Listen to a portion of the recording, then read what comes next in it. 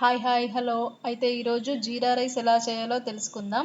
ఇంట్లో కూరగాయలు ఏం లేనప్పుడు ఇది చేయడం చాలా ఈజీ. దానికోసం వెల్లుల్లి, ఉల్లిగడ్డ, కాజు, కొత్తిమీర, మిర్చి, కరివేపాకు, జీరా, రైస్కి సరిపడినంత జీరా తీసుకోవాలి. అప్పుడైతేనే రైస్ టేస్టీగా ఉంటుంది. కాజు ఇష్టం తీసుకుంటే తీసుకోవచ్చు, లేదంటే లేదు, ఆప్షనల్ మాత్రమే. నేను ఉన్నాయని వేస్తున్నా అంతే. 2 స్పూన్ల ఆయిల్ వేసుకోవాలి. ఆయిల్ వేడయ్యాక మనం కట్ చేసి పెట్టుకున్నవన్నీ అందులో వేసేసుకుంటే సరిపోద్ది.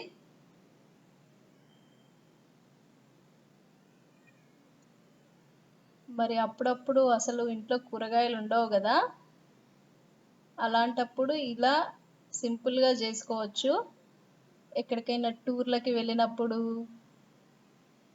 ఎక్కడైనా దూర ప్రయాణం చేసినప్పుడు ఇది చేయడం చాలా ఈజీ. పిల్లల లంచ్ బాక్స్కి బాగుంటుంది. ఏం కర్రీ లేకున్నా తినేయచ్చు, బాగుంటుంది.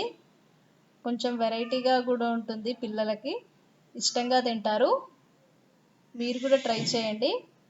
మిర్చి అయితే కొంచెమే తీసుకుంటున్నా, దర్శిని కూడా తింటుందని.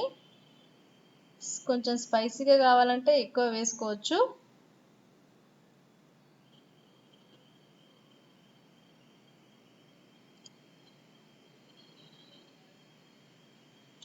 ఎక్కువ బ్రౌన్ కలర్ వచ్చేదాకా అవసరం లేదు, కొంచెం వేగితే చాలు, అంతే.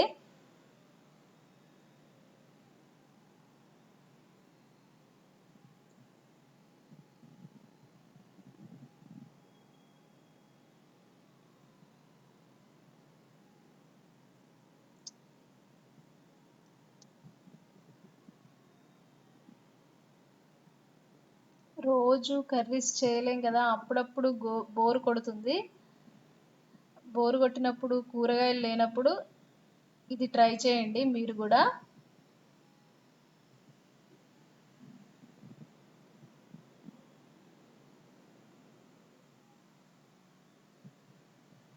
దర్శినికి ఇది ఫస్ట్ టైం జీరా రైస్.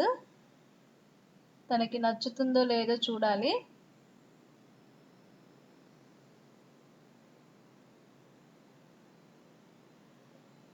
అంతే, ఇంకా కాజు వేసుకుంటే సరిపోద్ది లాస్ట్లో. మరి కాజు తొందరగా వేగుతాయి కదా, అందుకే అన్నీ వేసాక లాస్ట్లో కాజు వేసుకున్నా.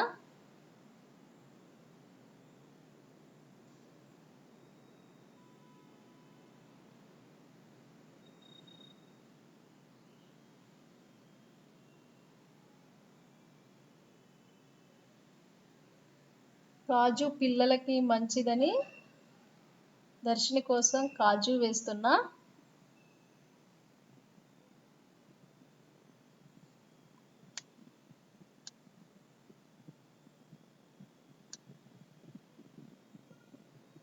మెంతి పౌడర్.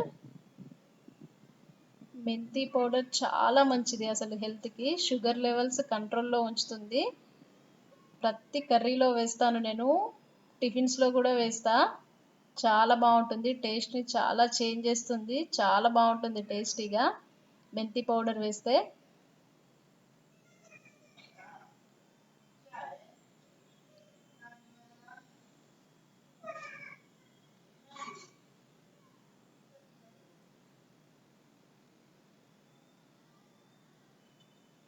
మరీ ఎక్కువ కూడా వేసుకోవద్దు మెంతి పౌడర్, కొంచెం వేసుకోవాలి.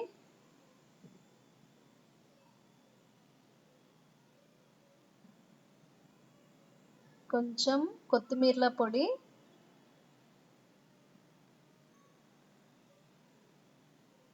కొత్తిమీర పొడి కూడా టేస్ట్ చాలా బాగుంటుంది కదా.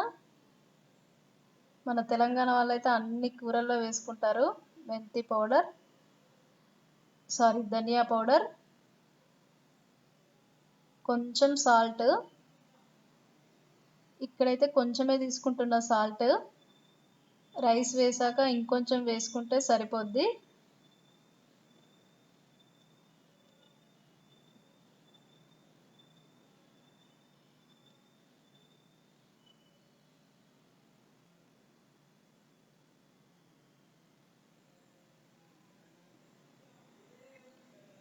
కొంచెం పసుపు జస్ట్ కలరింగ్ కోసం. మనం పసుపు అన్నింట్లో వాడతాం కదా, మంచిది కదా, యాంటీబయాటిక్ కదా, అందుకని ఇందులో కూడా కొంచెం వేస్తున్నా. చాలా తక్కువ తీసుకున్నా. ఇష్టం తీసుకుంటే తీసుకోవచ్చు, లేదంటే లేదు.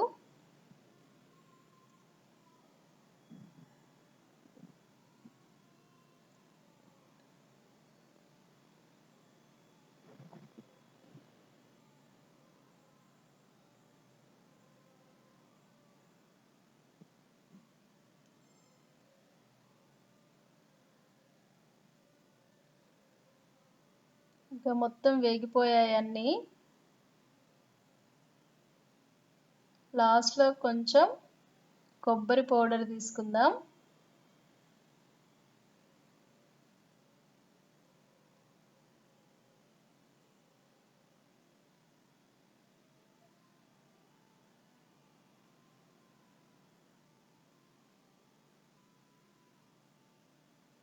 కొంచెం కొబ్బరి పౌడర్. కొబ్బరి పౌడర్ కూడా ఉంటే వేసుకోవచ్చు, లేదంటే లేదు.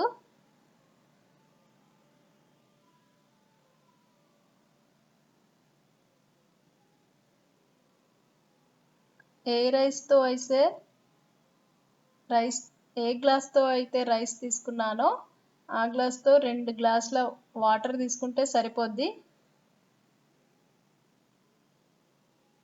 లాస్ట్లో కొత్తిమీర.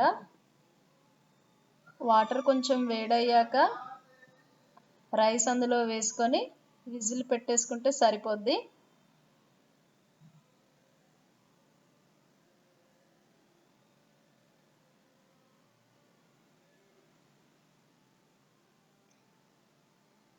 మన మన వాటర్ ఫుల్ వేడయ్యాయి. ఇంక ఇందులో రైస్ వేసుకుందాం.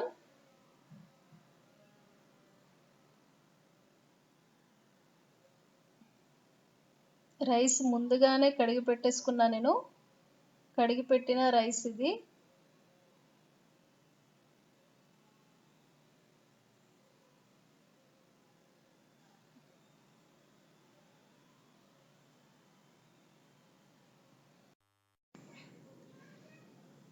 ఇలా వేసుకున్న రైస్ని ఒక్కసారి కలిపేసి విజిల్ పెట్టుకుంటే సరిపోద్ది, అంతే.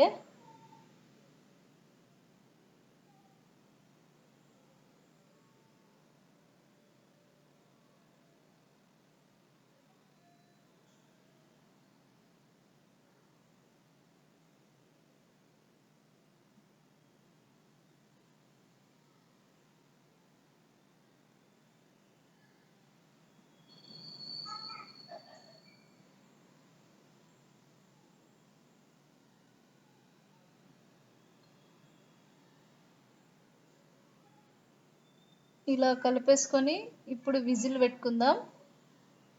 విజిల్స్ కూడా 3 వస్తే సరిపోద్ది. మనం మామూలుగా రైస్ పెడతాం కదా, మామూలు రైస్కి కూడా 3 విజిల్స్ వస్తే సరిపోద్ది. దీనికి కూడా అంతే. 3 విజిల్స్ తర్వాత స్టవ్ ఆఫ్ చేసుకుంటే సరిపోద్ది, అంతే. ఇంకా 5 మినిట్స్లో మన జీరా రైస్ రెడీ అవుతుంది.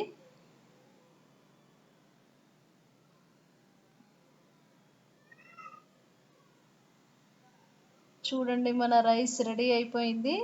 చాలా బాగుంది అసలు. నేను ఇక్కడ తీసుకుంది మామూలు నార్మల్ రైసే, మనం రోజు తినే రైస్, కానీ బాస్మతి రైస్ లాగా చాలా బాగుంది.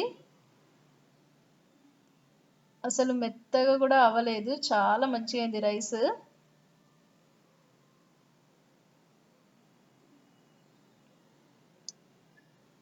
దీన్ని వేరే బౌల్లోకి ట్రాన్స్ఫర్ చేస్తున్నా. మరి వేడివేడిగా తింటే బాగుంటుంది. మీకు కూడా నచ్చితే లైక్ చేయండి, షేర్ చేయండి, కమెంట్ చేయండి. మా ఛానల్ని ఎవరైనా సబ్స్క్రైబ్ చేసుకోకపోతే వెంటనే సబ్స్క్రైబ్ చేసుకోండి. దర్శిని తింటుంది. నేను టేస్ట్ చేసా, చాలా బాగుంది. దర్శినికి కూడా చాలా నచ్చింది. మీకు నచ్చితే లైక్ చేయండి. Okay, by by.